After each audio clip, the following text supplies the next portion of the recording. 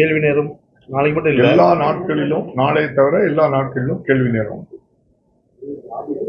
முன்னாள் முதலமைச்சர் ஓபிஎஸ் வந்து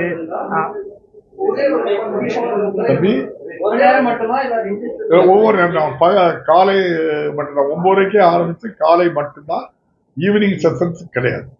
இப்ப முன்னாள் முதலமைச்சர் ஓபிஎஸ் வந்து முதல் இருக்கையில இடம் வேணும் அப்படின்ற மாதிரி கோரிக்கை பரிசீலிக்க வாய்ப்பு வந்திருந்தாங்களா? அவைக்கு நல்ல இருக்கிற இடம், அதிக நேரம் பேசுறதுக்கு அனுமதிக்க வேண்டும்.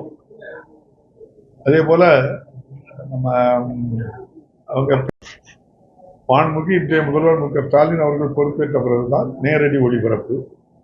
அது பல முறை நான் சொன்ன விஷயம்தான். வினாக்கள் விடைகள் நேரம், முதலமைச்சர்கள் அமைச்சர்கள் சொல்கின்ற பதில்கள், அவங்க கொண்டு வர்றது எல்லாமே நேரடி ஒளிபரப்பு தான் பண்ணிட்டு இருக்கோம்.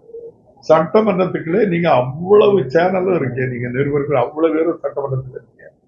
எல்லா குறிப்புகளையும் எடுத்து யாரு சொல்றதையும் நம்ம இருட்டடிங்க பண்ணல, எல்லாமே பெருகிட்டு இருக்கு.